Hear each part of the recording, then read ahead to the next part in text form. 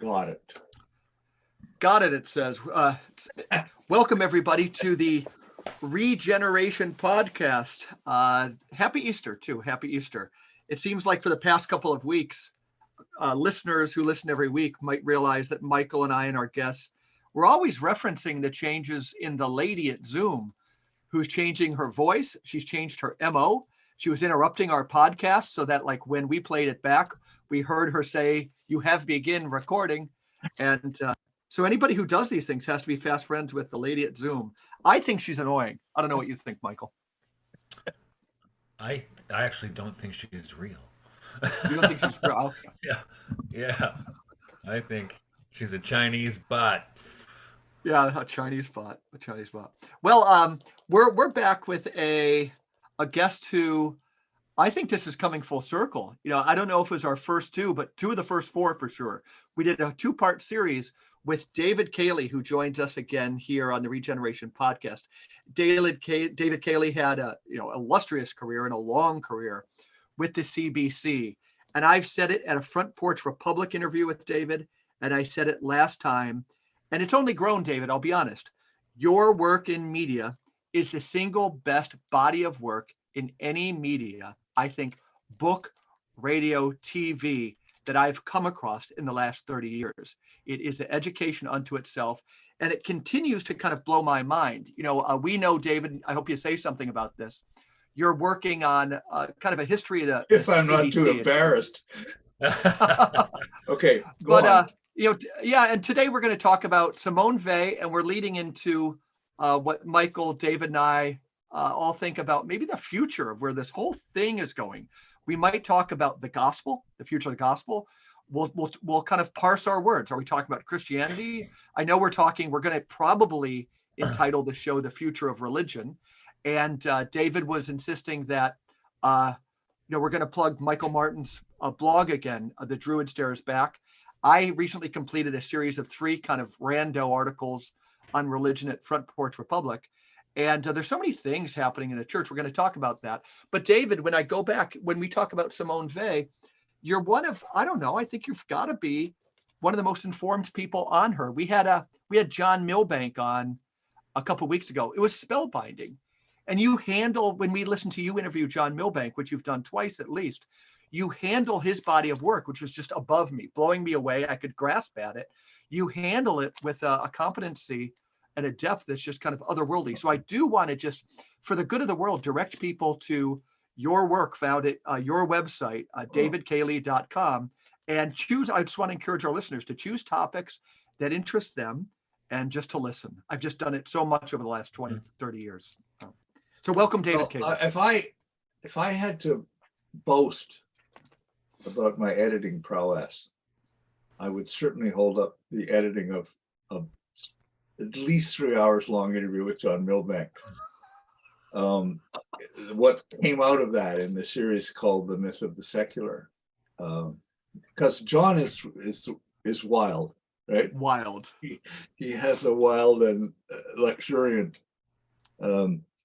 imagination and verbal wit, and once he goes, right? So it's full of illusion, right?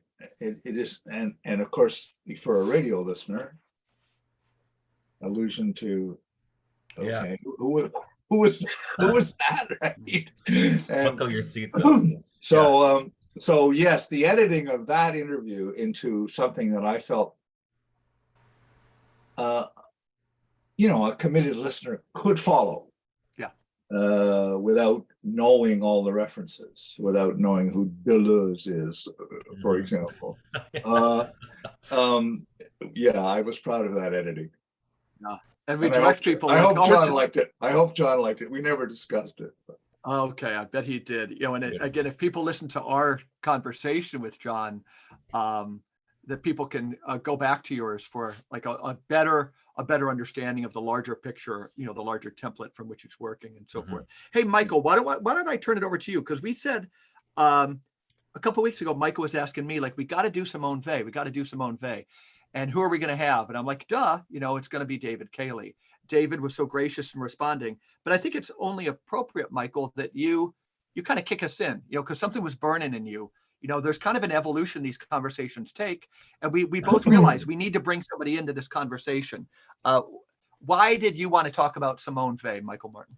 Well, the thing is, I mean, when I look at my own intellectual and spiritual formation, she's a huge figure there. And in fact, gosh, maybe 10 years ago when I was at Marygrove College, we hosted the the the Midwestern premiere of a documentary that was made on her called gosh, what was it called? An Encounter with Simone Weil. Um, which is if you, I'm sure you can find it online. It's well worth watching. But it brought me when that was coming out. This is right around the time, around when the.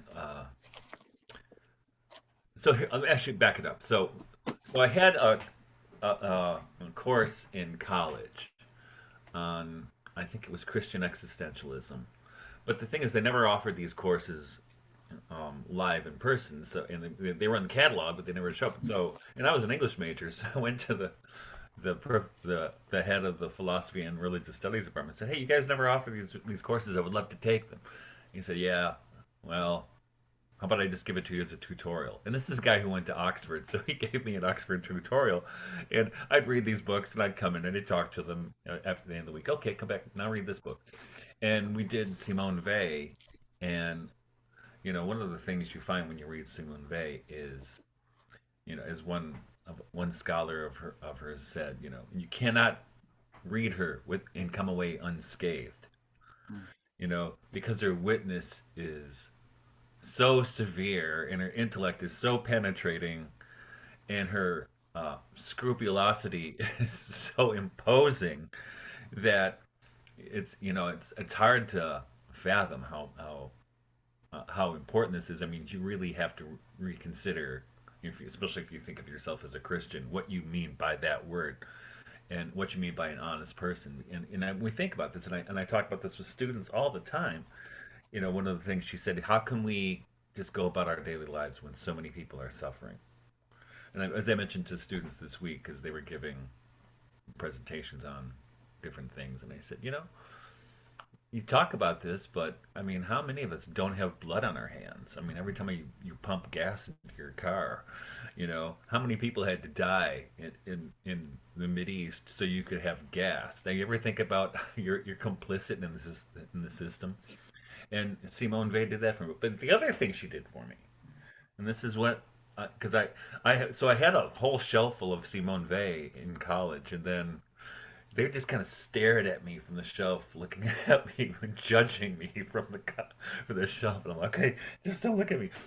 And I think I must have gotten rid of them or sold them. And then years later, when I was working on my dissertation, I said, I need those books back.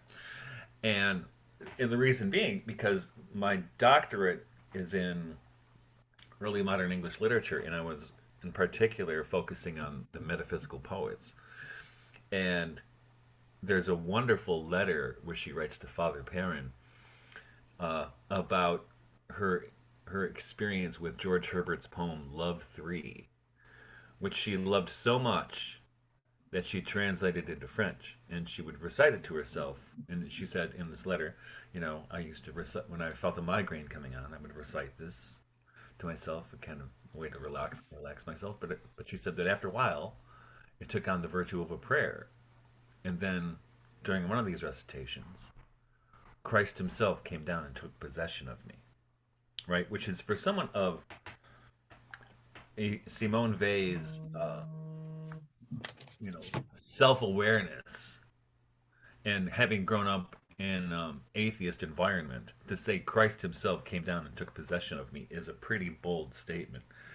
And that kind of influenced so much of what I did afterwards in phenomenology and in the phenomenology of reading in particular. I mean, what is it that happens when we read? I mean, I think she points to something, because I think we've all had the experience when we're reading where we feel, we don't think about it this way, but we do. Uh, it's like we have that person present to our soul, the writer. But in particular works like George Herbert or Simone Weil. Sometimes the subject of that subject's text can penetrate through that window as well and take possession of us. We have an experience of divinity or whatever it is, but it's you can't just describe it to you know the text. There's something that comes through the text, and she showed that to me. So make a short story long. The reason the reason I wanted to talk about her on the show is because she's the most obvious one of the most obvious figures we should have talked about already, and because she's so present to me all the time, it's like she was I was taking her for granted. And I said, Hidden in plain sight, as they say, right? yeah, we got to get back to this, right? And she's a great fit. And I want to turn it over to David. But one quote, just so people know, the Regeneration podcast, Simone Weil. She could seem so ethereal, but as she herself wrote, quote, "The object of our search should not be the supernatural, but the world. The supernatural is light itself. If we make an object of it, we lower it." We have one of our themes, David, as you know, is the world, the world, the world. And so, David, tell us about, why you took an interest in her. Why did you decide to do? I want to point people to an essay by John Lukacs, a great historian on Simone Weil, one of the best things I've written on her. Carol Johnstone, who's contacted Michael Martin, we should have her on, and your CBC series, Enlightened by Love, which I have in audio cassette version somewhere behind me. Audio on these shelves. cassette. Yeah, Wow. I'll show you sometime. I think it's behind. Love a cassette player in your car. Yeah, I did because I needed to hear these things again and again. I heard them on the CBC. Tell us, David, your background and your interest in Simone Weil. Well, I suppose I was led to her by other intellectual heroes, first by T.S. Eliot, who was a champion, particularly of the need for roots, which I think Faber published first. And anything Eliot said was a direction to me at that time when I was quite a young person, undergraduate. And then later, George Grant, a Canadian philosopher, not very well known to Americans, but very well known in Canada at a certain time. Now, unfortunately, pretty much forgotten. But George Grant was completely, I don't know why I want to say it in French, but bouleversé, knocked over by reading. Probably initially Waiting for God, the first collection that, well, maybe Gravity and Grace appeared first, I'm not sure, but whatever. And Grant she had a major influence on his thinking. So I began to dip into Weil when I was preparing to interview Grant, and then it just grew on me until finally I did that series around turn of the millennium. For me, probably the most important statement in Simone Weil, the one that captured me, is she says in one of her letters to Father Perrin, she was living in Vichy, France. She was in dialogue with this Catholic priest who was also a friend, but she was highly resistant to joining the church, although she haunted churches and adored the sacrament.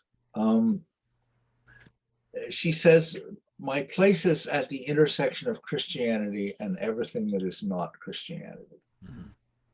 So, in other words, she demands that Christianity become universal. And what does that mean? It's something you can think about forever, but it seems to me it spoke from my experience, and I presumed it spoke for so many people's experience, right?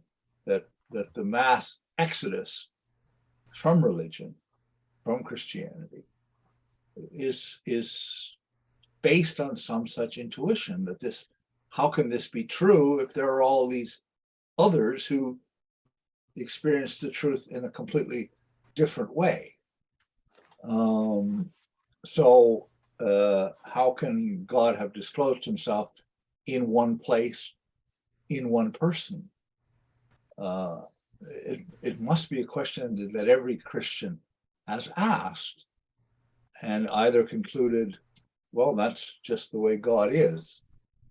That's his partiality for the Middle East must have just been one of his peculiarities, and that's part.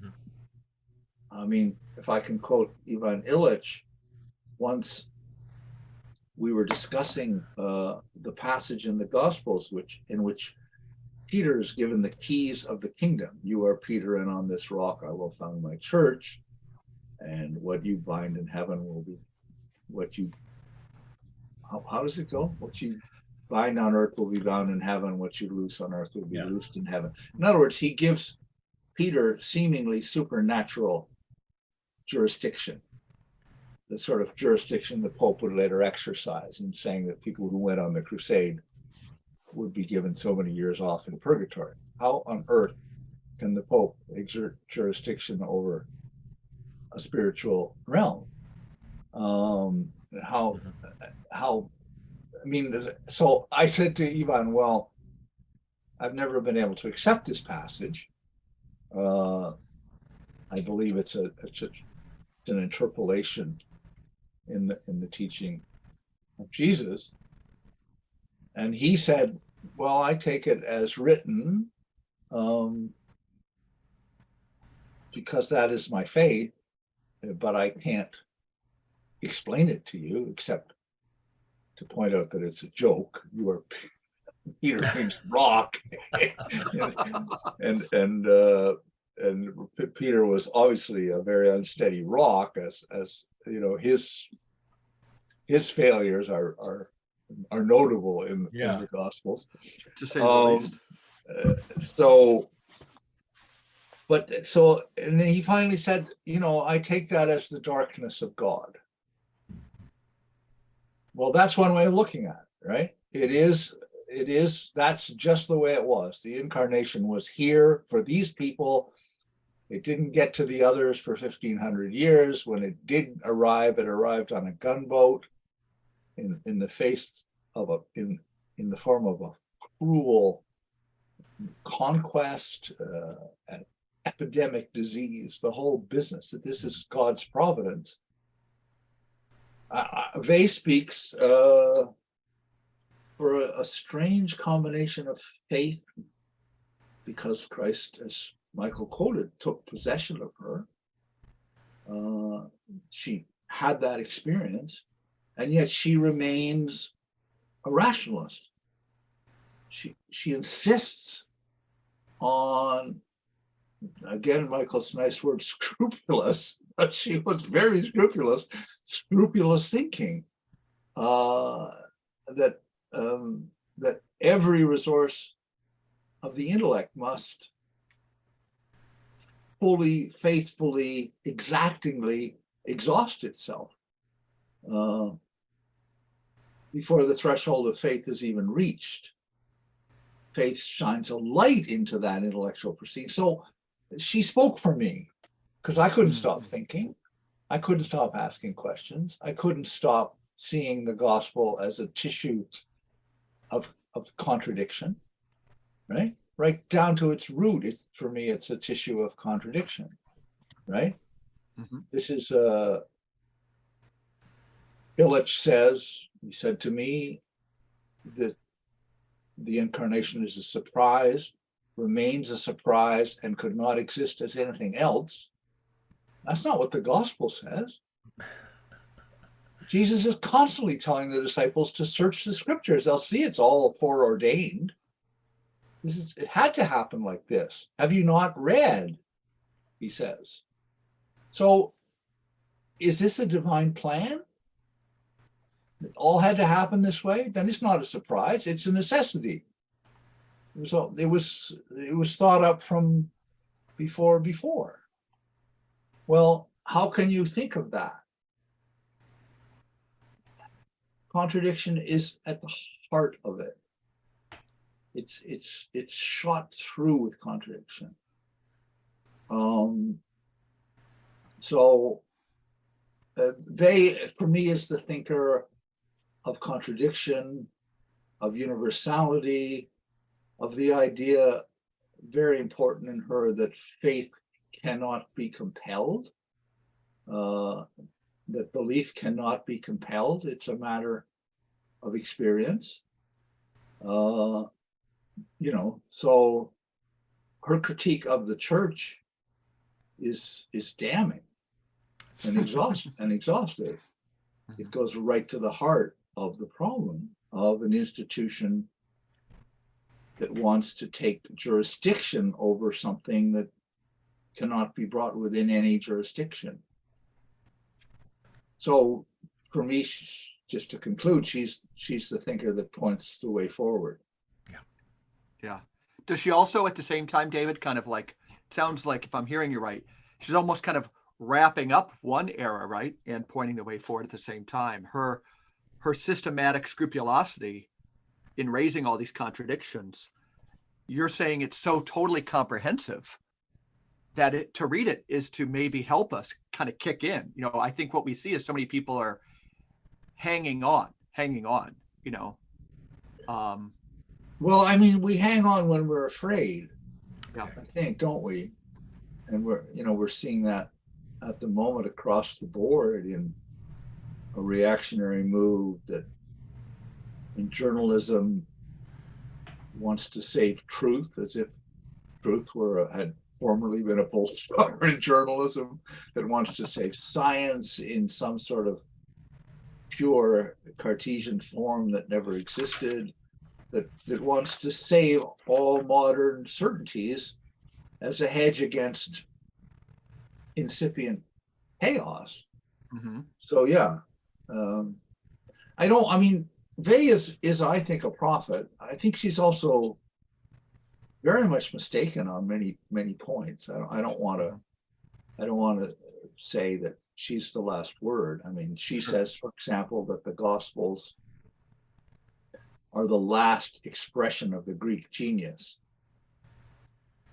Well, that's a perverse way of reading the Gospels, to completely divorce them from Judaism, right? Because she read the New Old Testament in a cursory way, and she was appalled by it, and perhaps quite properly appalled by it, right? When God reproves Saul for not slaughtering every last vestige of the Amalekites, how is one to read that, right? He leaves a person or maybe a cow or something alive. And remember the passage. Did your friend Northrop Frye ever comment on Simone Weil in your presence, especially on like her use of the Old Testament? No, I never heard Frye mention Simone Weil. Okay, interesting. And I don't know what Ivan thought of Simone Weil. Ivan Illich. I was going to ask you that next. Ivan Illich had a very close friend called Lee Hoynatsky, who was also a very close friend of mine, and they were lifelong friends, going back to when they were young men. And Lee was an enthusiastic and intense reader of Simone Weil. And one day there was a book with a picture of Weil on the table, and Ivan pushed it away. And he said to Lee, "She reminds me of my mother." Yeah. And that's the only word I ever heard from him on the subject. And I think he held his mother rather at a distance, but we never got to discuss it. And I think probably the words Michael used, two very well chosen words, severity and scrupulosity, may have been a little repellent to Ivan, and also on this point of history, right? Ivan was a faithful Christian who held that it was, as I said, part of the darkness of God that this should have occurred as it did, where it did, whereas Weil, the Platonist, would not accept that. She says the truth must be equally present at all times and in all places to those who suffer. Therefore, although the incarnation may be an exemplary instance of Christ's presence, and she accepts that it is exemplary instance, probably the supreme instance. Nevertheless, Christ must be present at all times and in all places to be Christ. Otherwise, she said, we could never forgive God. An amazing statement. Yeah. Let's if we which just reminds me of Paul Celan, right? Pray to us, Lord. Right. What have you done to us? Wow. Yeah. So if we look at, knowing that we're going to end up talking about the future of religion, a word that was common to Illich is watersheds, right? Watersheds. Yeah. So I think, talking about Simone Weil as kind of a watershed figure, seeing some crucial things. Another one, an insight she had, and I've loved both your opinions on it. I saw this in her writing. It's there. It's lifted up and made central in, again, one of my favorite essays on her by the historian John Lukács, is the notion that she saw that it would possibly be a certain form of justice that could lay the world to waste, and that Lukács said that Simone Weil wanted to put out truth. A line from Lukács, there's something in this world that is more important than the pursuit of justice. It's the pursuit of truth. We are menaced less by the prevalence of injustice than by the prevalence of untruths. She got some of this, he insists, from Bernanos, and what do you the governing lies of the world? That certainly, when I look at the world, we're ruled by lies. Yeah.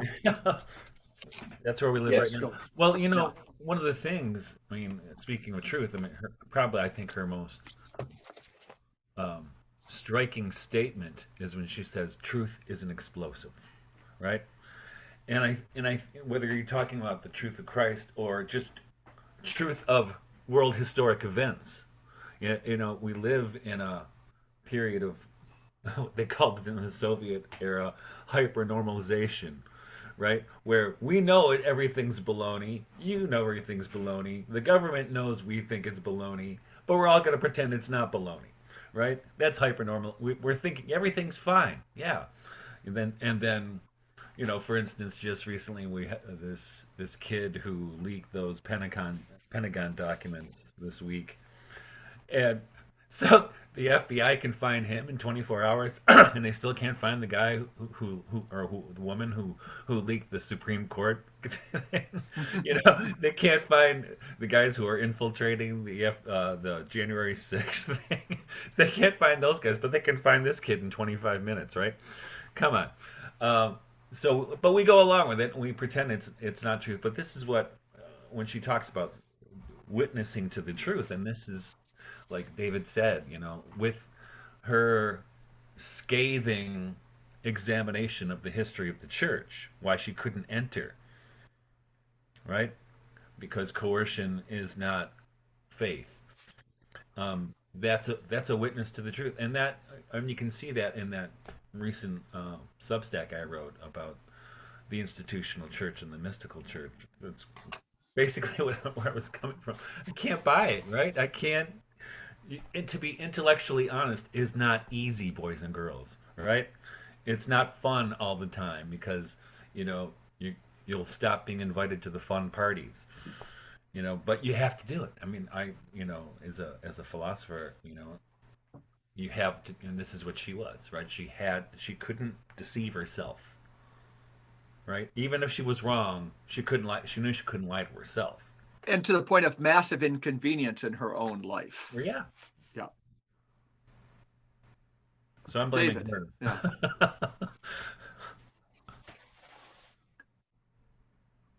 Are you winning on me? Yeah. Say something about truth and justice in Simone Weil, and where that stands at kind of this moment. Well, I don't think I understand this as fully as it pertains to our proposed subject, but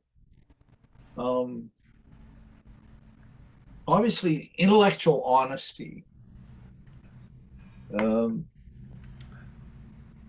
is the virtue, supreme virtue in her, and how there can be a church that's compatible with such honesty I guess, the subject we're trying to address.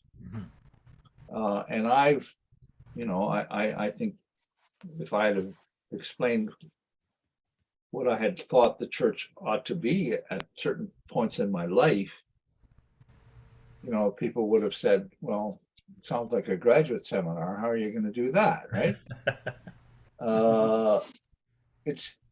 I don't know how it ought to be. Right. My inability to be part of the institutional church, came to a head long ago one Sunday when I was attending a little church when I was living in Vancouver. I came home. Maybe I told you guys the story before, but it made a big impression on me. I came home and my wife said quite amiably, innocently, how come you're always in a worse mood when you come back from church than when you go? It's a relevant question. Yeah. And I had to think about it. And I thought, well, I think I know the reason is because it's a constant and somewhat irritating intellectual wrestle, right? So I can't accept a lot of what is being said. It isn't. I need this to be in a new form, but I understand that it has to be kept in this form. And this was the paradox that Illich reflected on, right? In his career in the church, which lasted from his ordination in 1951 till his inquisition in 1968 in Rome, he constantly insisted that innovation and tradition were an indissoluble pair, that they couldn't, that to separate them and to think each separately would be fatal. Sterile traditionalism, completely unmoored innovation with no root. But I think that is a paradox. It is a contradiction. There isn't. They're not harmonized, right? Right. They are thought together as opposites, I think, right? And how that could found an institution is anybody's guess, I think. But the institution, on the other hand, is manifestly failing. Absolutely. I think that can't be denied. I mean, Michael has just written about his inability to carry on, right? And for me, that's older, but it's. I don't think it's very different. How would you describe the manifest failure of the church if you unpack that in your own terms, David? We can talk about numbers. We can talk about, but even deeper than that. I don't think I can talk about that. Yeah. I don't feel like I know anything that's of interest. Right. That you don't know already. For me, it's the inability to be in the situation that I experienced that we're in, right?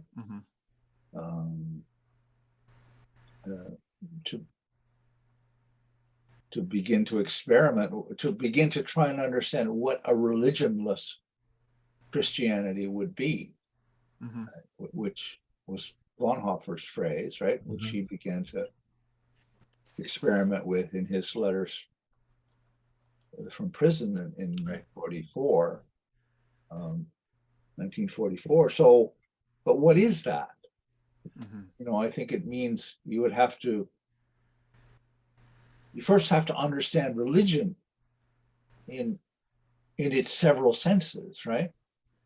So you would have to distinguish, for me anyway, religion as what Karl Barth calls a yoke, right?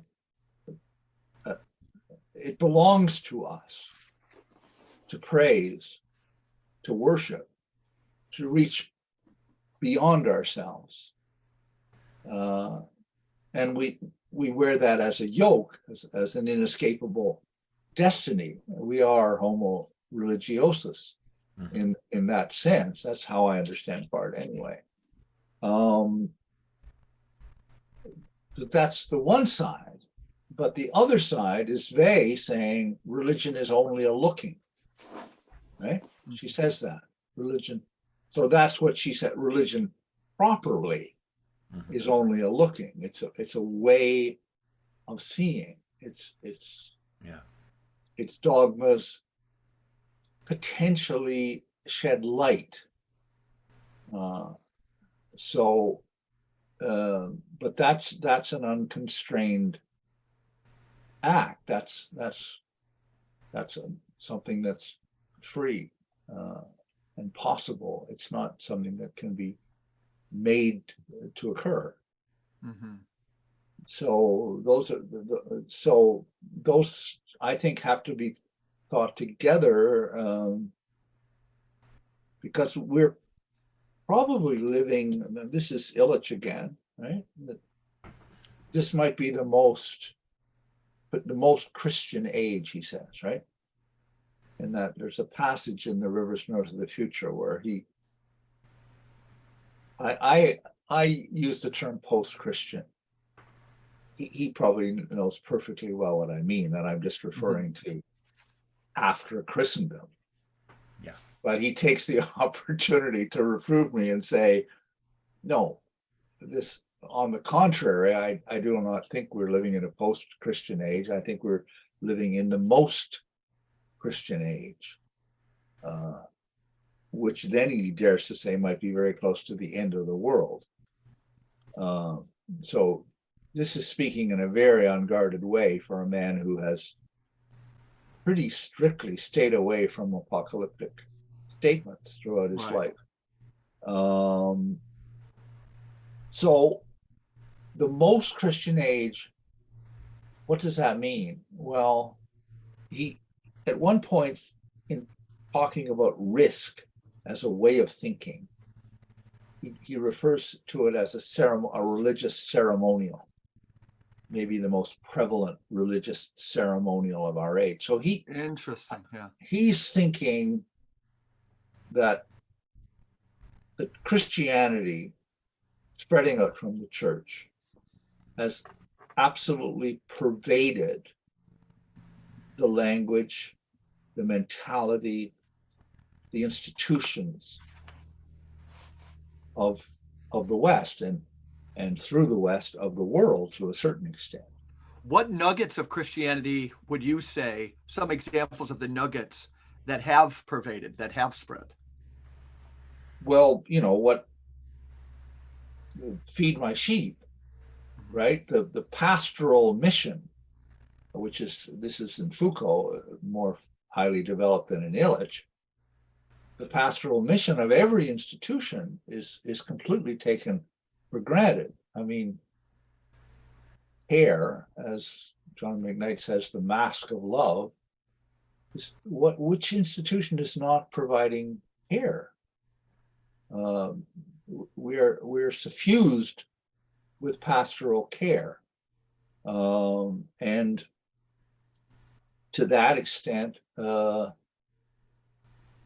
we take our righteous goodwill so much for granted, right? But I think you find this in Weil. So I marked a passage here that was always really important to me. She says, primitive Christianity concocted the poison represented by the notion of progress through the idea of a divine system of education designed to make men fit to receive Christ's message. This fitted in with the hopes of a universal conversion of the nations and the end of the world, regarded as both being imminent. So she held that although the resurrection is real, it functioned in Christianity as a way to deny the reality of the crucifixion. Mm. That's the essence of her thought in a certain way, that this is all a puppet play, right? It's all, well, yes, he has to die. It's written in the scripture. Okay, he suffered, but the suffering is eclipsed, right? It's the Easter erases the memory of Good Friday, and once the resurrection and the ascension have occurred, then the whole drama is over. No, Mm-hmm. it's the truth is fully revealed. It's fully present. We have it because it's been disclosed to us. And therefore, as Weil says, all that's necessary is a kind of divine system of education. We just have to make sure everybody else gets it. Right. So maybe that's the essence, that the game is over in a certain sense. What's Right? interesting, though, because she does that, but the other thing she does is she actively seeks suffering, right? I mean, Yes. she leaves a cushy teaching job to go work in a Renault factory. She joins the army, the most. She's, you know, this is not the kind of person you would see carrying a gun, and she's a pacifist, so she's going to join the army. She can't let other people suffer while has it easy, and then the way she died, right? She refuses to take more nourishment than the soldiers at the front line would take. So the question is whether she even killed herself, right? Yes. So there's that side of her too. I mean, she's a kind of a paradoxical figure in that for me. So, and that's probably the part that I couldn't take when I was reading her the first go through. I can't. It's hard enough already, sister. Okay. Yeah. I Well, can't seek out more suffering. yeah, I mean that's what George Grant said, right? She's far above me. I've lived an ordinary life, and she obviously possesses some kind of sanctity, right? Which is supernatural in a certain sense of the word, right? So yeah. So David, if if we think, generally speaking, Simone Weil, along with others, including Illich, we're kind of pointing to a watershed such that somebody like Bonhoeffer, who is at the very center of, symbolically and in reality, was at the center of something. And let's just be honest, Simone Weil, another insight, it was just that she saw, I was going to grab a quote, but she saw it's inevitable that evil predominate everywhere where technology is either completely or almost completely sovereign. This is another big theme of the Regeneration podcast, kind of the Ahrimanic evil, Steiner, or it would be the left brain dominance over the right brain, all this stuff. So we want to, at least point out to our listeners that she was early on this. She was clear, she was prophetic, and she was devastating. So coming from a couple of these things, the role of technology, she saw all this very clearly. Again, John Lukács can't believe how prophetic she was. It's interesting for some people, we won't talk about Rudolf Steiner so much, but John Lukács, who I think was able to take it all in, he was so influenced by Owen Barfield. So he was aware of this kind of worldview that you could have, that history can grant you something, a challenge for which you have to surmount, and there can be something new. So we're kind of talking about watersheds, and Simone Weil today in this conversation will be with us as something of a presiding spirit of this conversation. But let's talk about this watershed a little bit and the future of religion. And one thing I want to kind of throw by you, David, because you were talking about Illich, is a quote that I used as something of an incipit to the final article I wrote for Front Porch Republic, and you and I discussed this a little bit in correspondence because you had read those. This is Illich. that, and I'll read the quote, but the notion that at this watershed juncture, very hard for us to believe, that we might be able to see things more clearly, that we had to hold on faith. And so here's the Illich quote. For the first time in history, and this is, you're woven into this quote, I give you only one of the Beatitudes as an example. One will be able to give scientific proof that blessed are the poor who voluntarily set community limits to what shall be enough and therefore good enough for society. And this is you, David. He implies in offering only one beatitude that the other beatitudes had become equally susceptible of scientific proof, that the hour is also struck for the peacemakers, the merciful, the pure in heart, and so forth. And I'll add the other quote that I tie in with that from Gerald Hurd, who's come up in this broadcast, or in this podcast, not today. He says, what was esoteric and intuitive can now be exoteric and explicit. What had been a traditional ritual may now become an experimentally verified science. These things interest me a lot. When I talk about these watersheds, and what I've been trying to do in these series of articles at Front Porch is some gut feeling I have that, and we talked about how we might use this word religion. But for me, religion, in one sense, I can say is the disease that Jesus came to cure. And the reason I use that is that, looking at the experience of so many of these young people, who are entering the church, to generalize on a lot of anxiety disorders, I can say that 8 out of 10 young people joining the church, mostly male, but also male and female, probably suffer with a diagnosable condition of scrupulosity, obsessive compulsive disorder.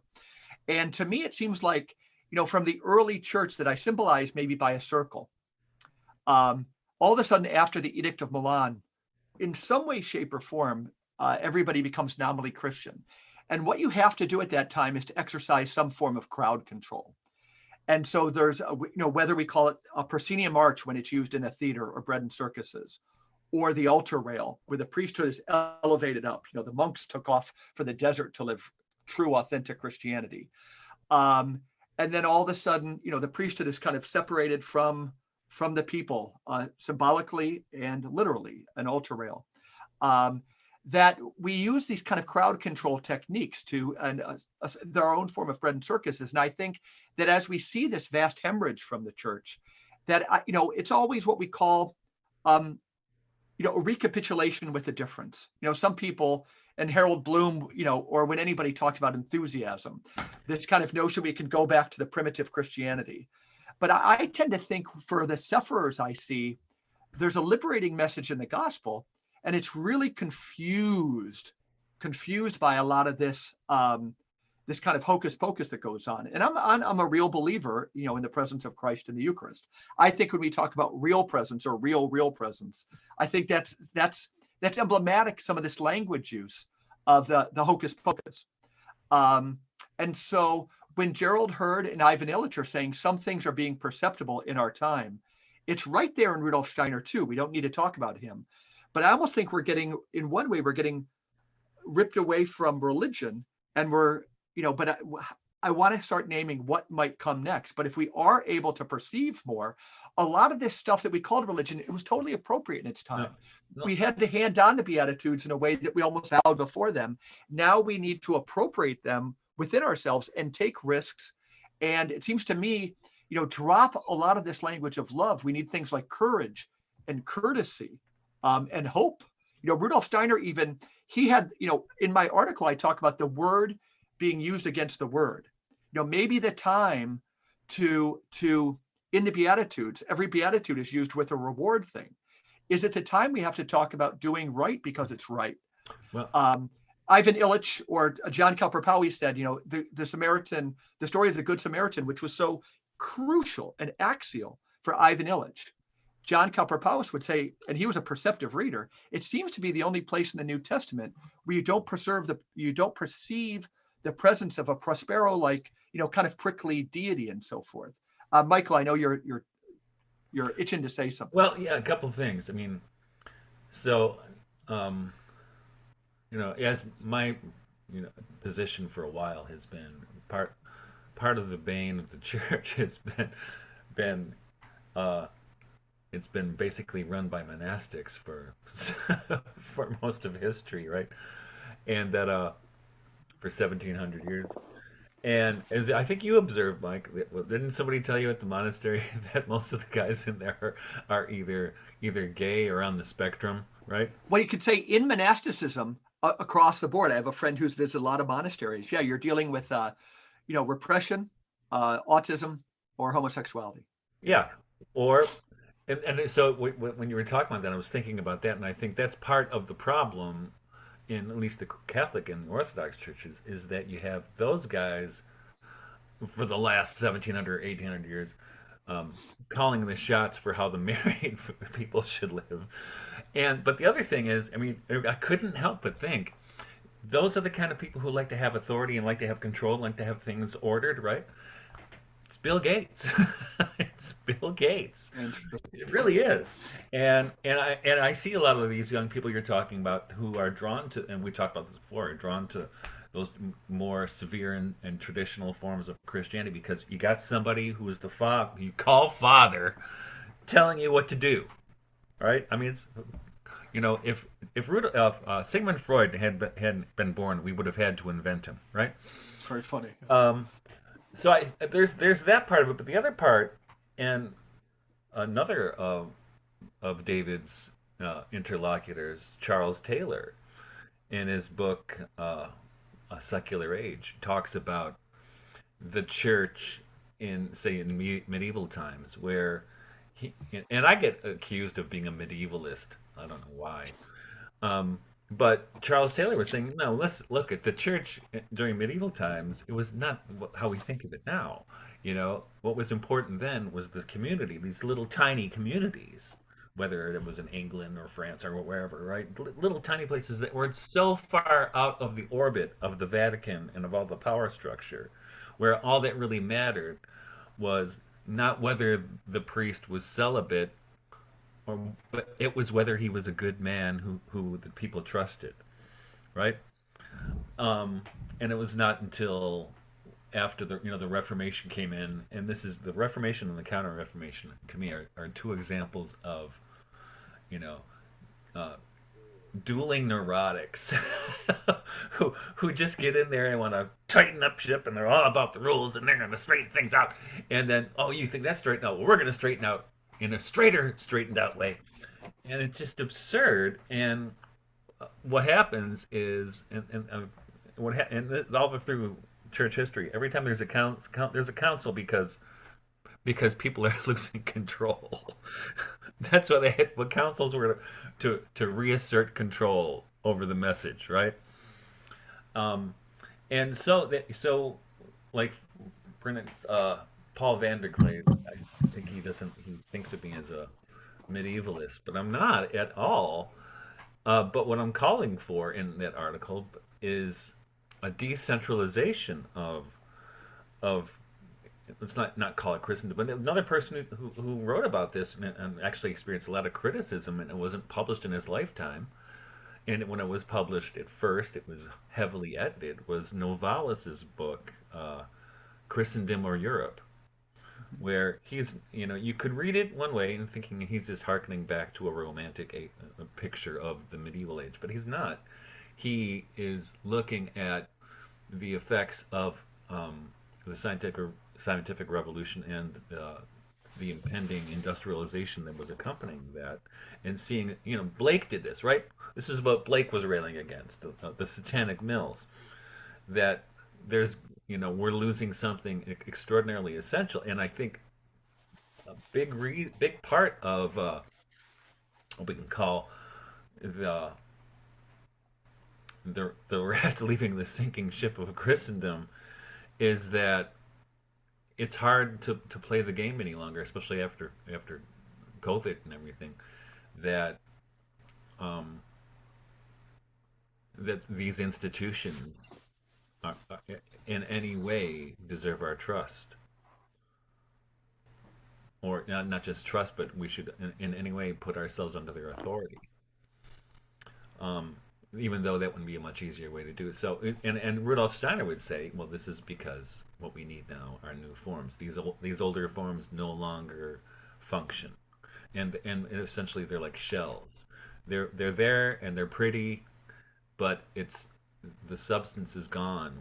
There's a and it's not not necessarily a case of getting with the times, which I think is a horrible response, or but it's really, and it takes, I don't know how it's going to happen, but it takes the courage, as you mentioned, Mike, of and this is why I think where I think Simone Weil is important, because her intellectual honesty, forced her to see things as they, as at least as how she perceived them, and not to lie to herself, right? And that I think a lot of the times what's going on, what I see, is we tell ourselves lies about what's right in front of us, and because we want to believe the fairy tale or whatever it is, right? We want to believe the ideology.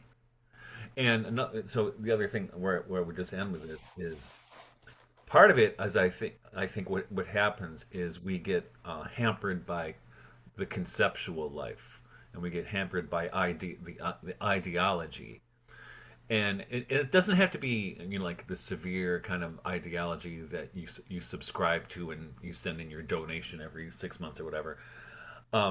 We just kind of do it unconsciously.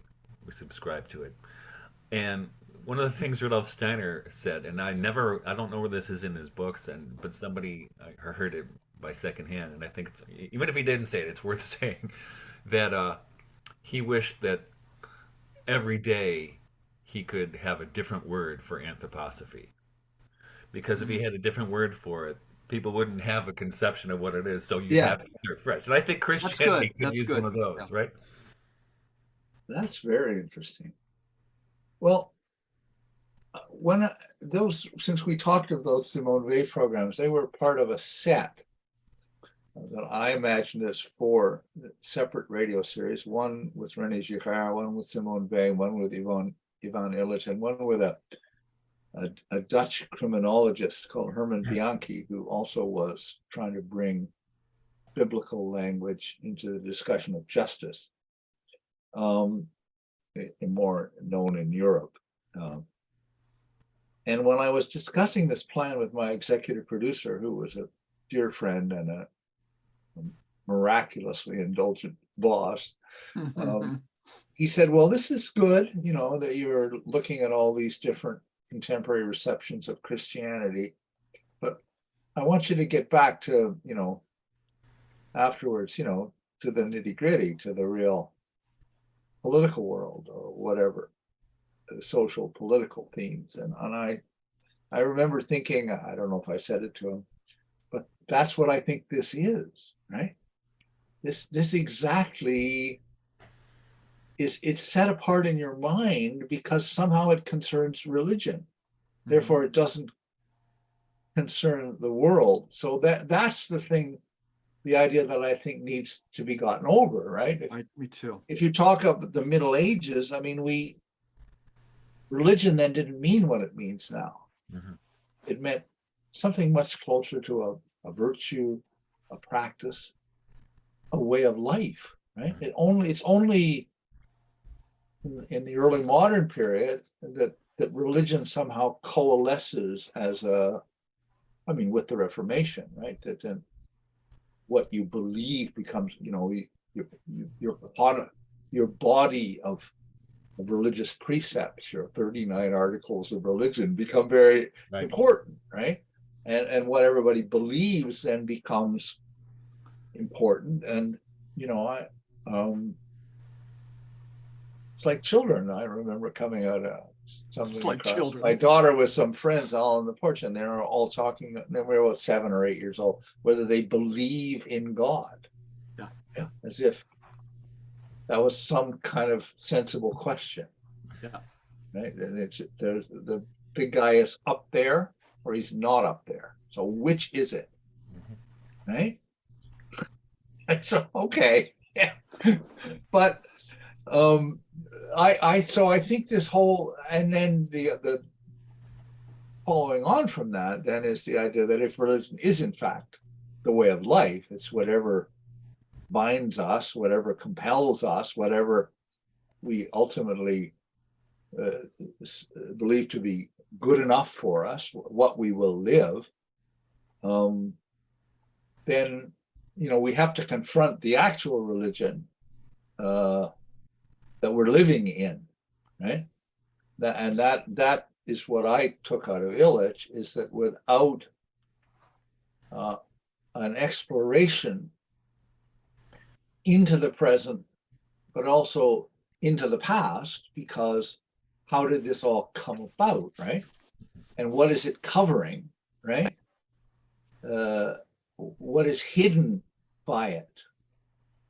What is becomes the primary task.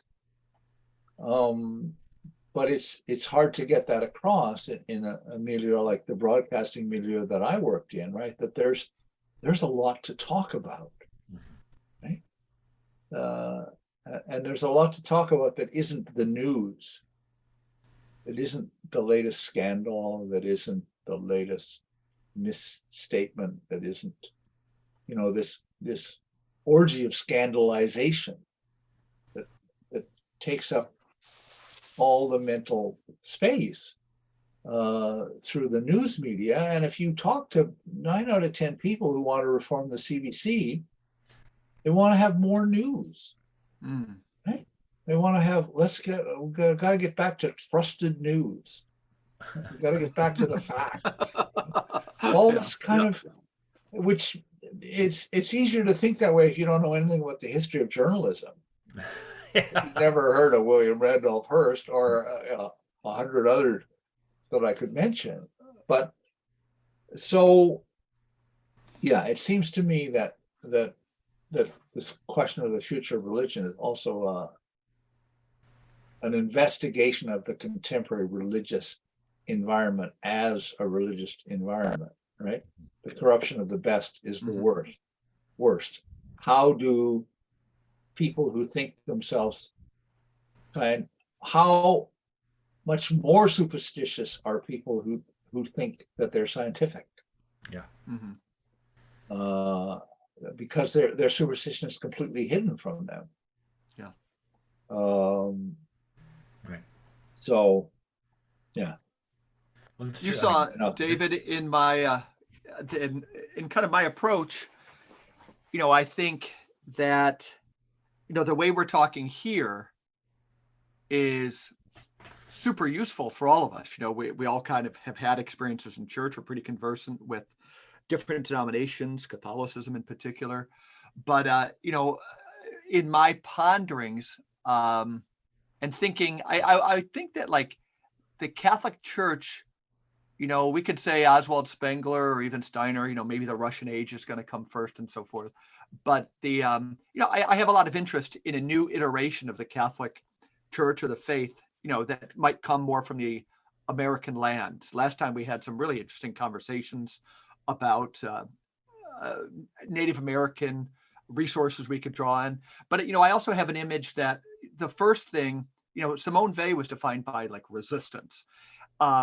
This notion of if we can help people, look behind the curtains, in my last article, I just knew, I'm not saying it was inspired, but all of a sudden the idea of Dorothy from the Wizard of Oz, looking at these adults, but like a feminine girl rooted to the earth, obviously a girl, that feminine charism rooted to the earth, just saying like, what's actually going on here? And looking behind the curtain and seeing that like most of these priests are kind of whack jobs. That even Alan Watts back in the day, he would, I forget, maybe it was Beyond Theology.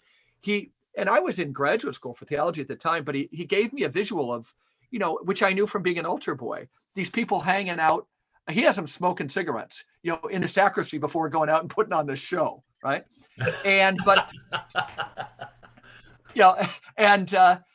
he just thinks the show could be better by having maybe, again, he says we feel like on a bus. How about having like, just comfortable chairs? And some of his essays are really prophetic on that.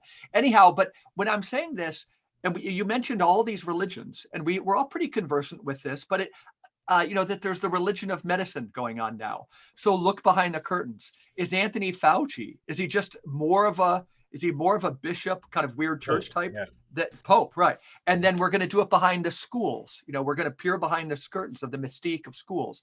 Illich, of course, is really, really helpful in all this. But I tend to think, that we probably first need this word, and you guys can help me, or the task of peeking behind the curtains. But is the stage, is it destruction? What are we doing? But I have a gut feeling that we need to start calling spade a spade and just use a kind of a child. And there's a lot of humor. I know in my gut, the temperament we need to pull this off isn't one of mad rage. That's why I always say we need a marriage, a hieros gamos between Homer, Cervantes, this great earthborn mystical stream, Rabelais, Walt Whitman, and the humor in that to peek behind the curtains of the proscenium arch and say what's going on. And I think once people kind of peek behind the curtains, there'll be this great kind of release that like the mystique of these things will fall apart. But I wonder if maybe, we're ostensibly talking about the future of religion or maybe the next iteration of the church. I told you, David, or in my article, Bonhoeffer would say we need a religionless Christianity. For me, the notion of Christianity kind of captures this thing, and William Cavanaugh is good here. It's just another religion. That's why I think we might need a religionless church. I love the idea that we can be involved in cells, in a body that's one and many at the same point. But I think if we tear down the curtains of these things, maybe we might find ourselves reaching out to people in these bodies that we could call churches or something. Michael, I see you kind of again. I love well, it. Jacques Derrida in his later writing, I mean, I'm not a big fan of his early stuff, but in his later writing, he became a kind of apophatic theologian. And one book in particular is the Gift of Death. I think that's where I first encountered it, where he talks about, this idea of religion without religion, right? Meaning that there is I think this is what he means. It's hard to tell with him sometimes, but there's a kind of intuitive sense for it, right? And this is David had mentioned homo religiosos, right? Which is Jung, it's his observation, his term, I think. So there's that, and I think, and you mentioned humor, Mike. It's so important because, and I, a lot of people might not know this, but I'm kind of interested in the divine feminine. But the thing is, when they started having women priests and bishops and stuff, I'm sorry, but that's a pretty humorless bunch in general, right? How did that happen? So, which is why John Milbank, when he commented on the Submerged Reality, he called me. He said Michael Martin thinks feminist theologians aren't feminist enough. Uh, It's true, right? It's true. They're acting like dudes. And this is what happened, and I wrote in that Substack why we started doing house church, because I was, we're talking about technology, right? When they said, well, you can't come to church, but you can watch it online. I said, all right, I draw the line here, and then I had to draw another line, and where the bishops, remember this, in the Catholic Church, rescinded temporarily the obligation to attend Mass on Sunday, and then almost arbitrarily they decided to reinstate it. I'm like, that's all it takes is a nudge from the government for you to do this? Come on, but again, this is the problem with institutions, right? Because institutions feed off other institutions, and then you have this kind of Brahmin class, and all of us, the rest of us who, do all the living and dying in this place. So for me, part of this project of the reimagination of Christianity is the like you said, looking behind the curtain, or you can, another way to say that is to take away their power. Mm-hmm. Whatever it happens to be, right? And I think and people still can't get why we're doing this house church thing. I'm still getting emails from people saying, "How could you leave the body of Christ?" I said, "Well, like this, Mm-hmm. because I had to." And the thing is, I don't think I really left. I'm not ex-Catholic. I'm Catholic, but I'm ex-institution. And didn't Illich, David, when he's talking about, he's calling on Bonhoeffer, I wonder if you can be more concrete on this, almost like picturing or remembering your conversations with Illich yourself. But seminal for me from the first time I read The Vanishing American Clergyman 30 years ago to your magisterial intellectual biography.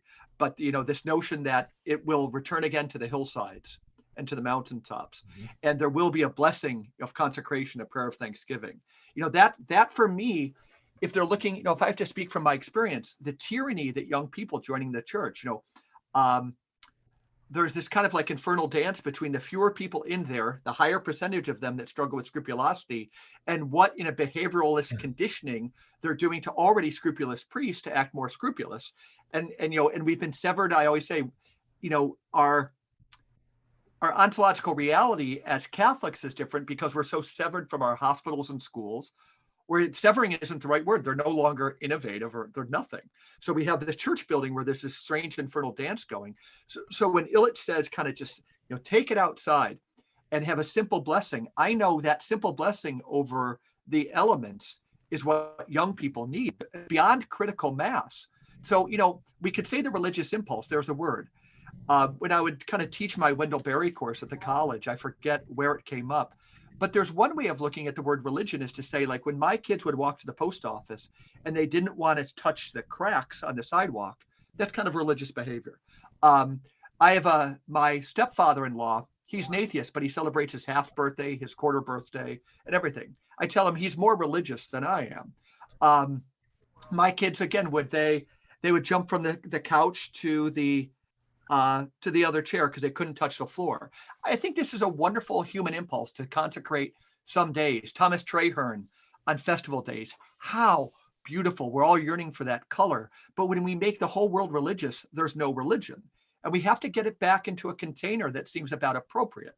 So that blessing over bread and wine is what the world needs. We're not looking like Protestant Reformation, like to wash out these things. But these are a lot of thoughts that I have, that the disease of religion has, in an anxious age, has overtaken people. It's disembedded, and now it tyrannizes people, so that Fauci is more religious than I am. I'm the least religious person I know, and I'm the only lay person running a Catholic church in my diocese. And I'm always telling people, like, can I represent like something other than this strange thing that happens in church for an hour each Sunday? Because I'm losing my mind here. Yeah, go ahead. Well, I just thought of a remark that Ivan Illich's friend Barbara Duden once made about him, but she said, at least a less religious man I never met. And I think she didn't mean to say something about a relationship to a church. Yeah. I think she meant to say something about a habit of thought. Yeah. I don't go to bed every night worrying about germs or worrying about if I ate meat at 11:59 on a Friday in Lent. Well, I think she's talking in a certain way about fearlessness, right? Yeah. Be not afraid. Right. Is the crucial element there, right? That religion. But I mean, I think a careful analysis has to take place, right, about the elements of religion, right?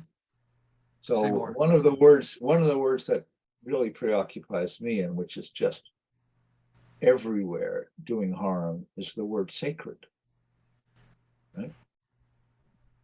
Any First Nation in Canada now can, but Indians are sometimes called First Nations in Canada. But are still called Indians in the United States, but we've been through about 5 different names, Aboriginal, Indigenous, and so on. But anything can be said to be sacred, right? This is our sacred this is our sacred that. Well, fine, right? This is my sacred shirt.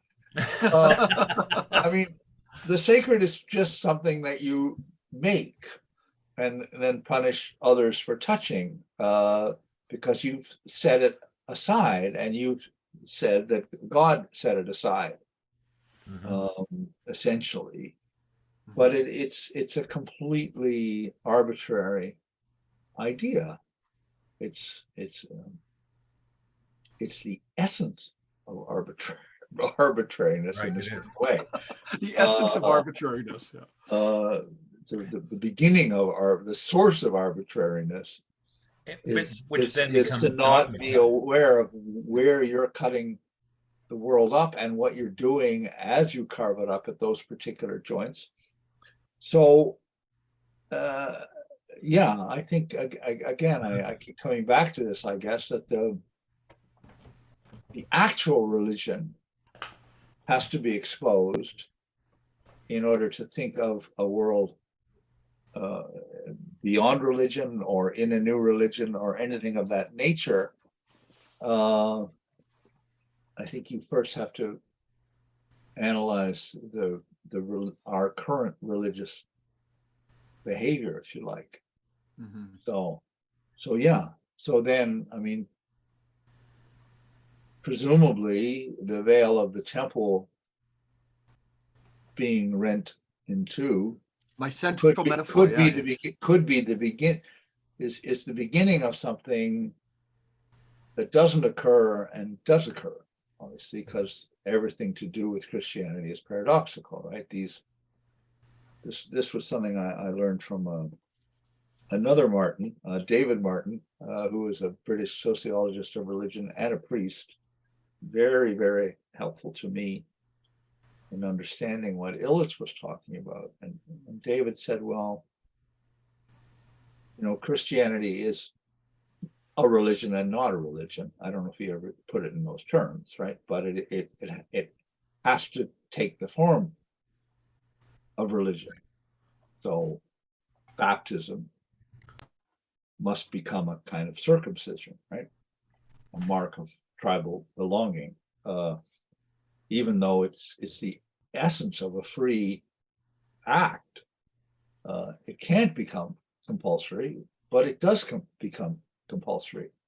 As the Anabaptists later react against it. So his idea is that these little bombshells are safely immured within the church, but that doesn't mean they don't explode from time to time, right?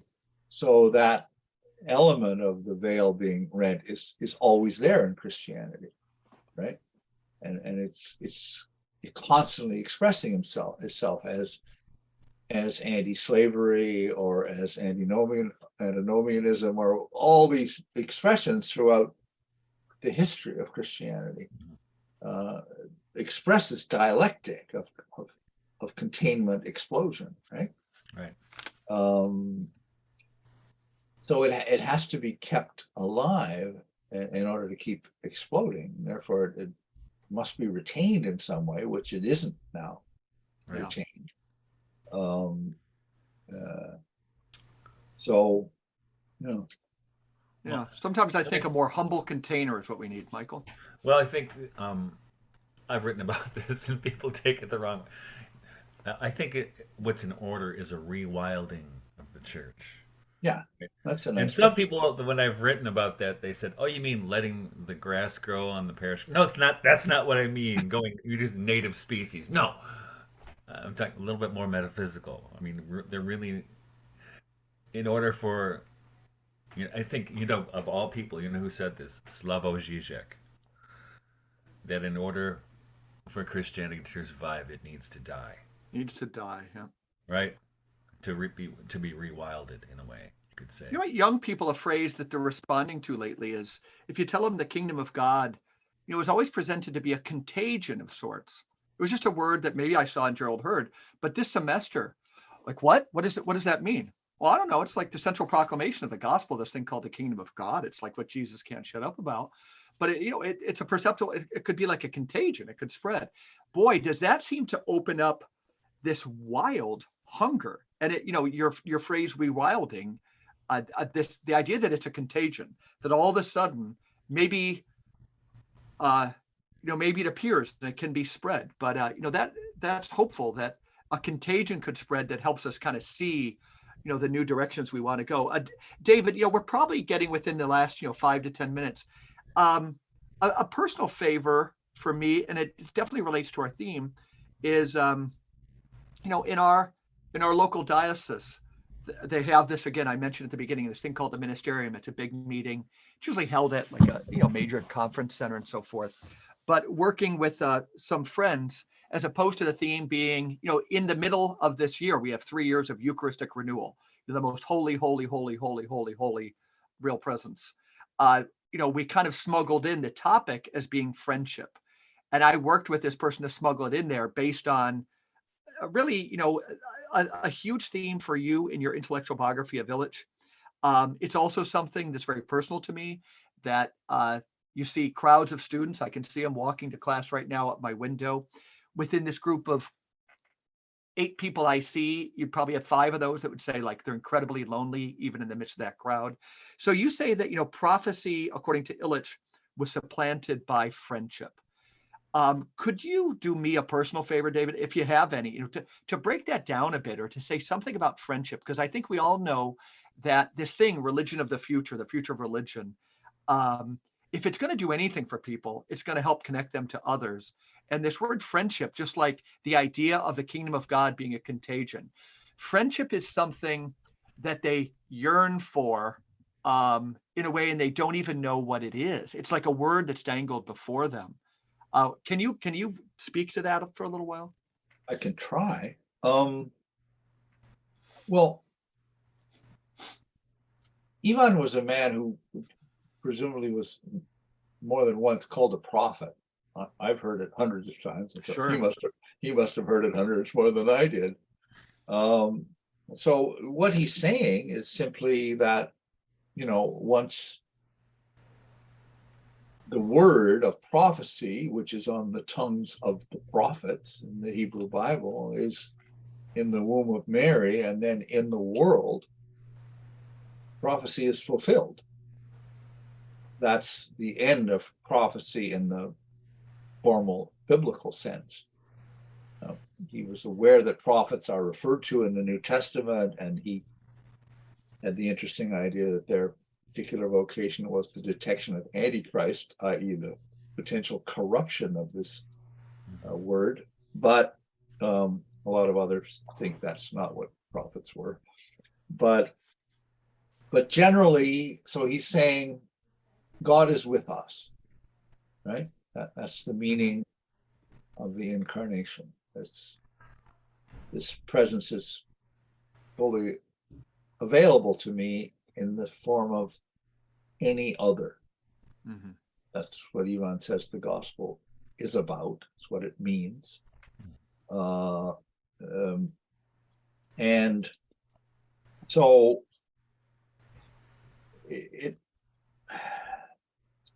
to go back to a scheme that I think Michael was laying out a little bit. I mean, we've been through this 2,000-year period that Jung, in Ion identifies with the age of Pisces, the fishes.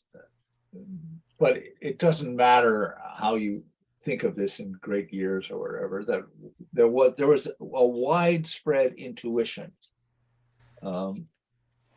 It doesn't begin in the 1960s. I mean, you'll find it in the 1890s, but it's growing and coming to one of its fruitions in the 1960s, that this is the threshold of a new age, of a new era of the world, and that one of its forms is the end of Christianity in that formal institutional sense of the gospel requiring a strict containment, David Martin's sense of a containment, that it's being released, right? As Ivan says in one of his writings from the 60s, it's being thrown at the seculum. You get a lot of this in von Balthasar as well. Yeah. That it's entering the world in a new sense, with whatever fate it's going to have. And I think for Ivan, a big part of that is friendship, right? That it's sustained, it's spread through friendship. And I've written, and I believe it, that wherever he went, he created churches. and that was his genius in a certain way. They were always groups of friends, It's right? wild. And what friendship meant, I think above all, was a certain kind of fidelity, which is an interesting word, since obviously it's the same word as faith. But it's also being true to, so that we would bear with each other, and we would bear each other, right? That it was available to us to practice all these things together in love without religious containment, right? So in a certain way, that is a vision of what we're talking about, right? In the same way that I take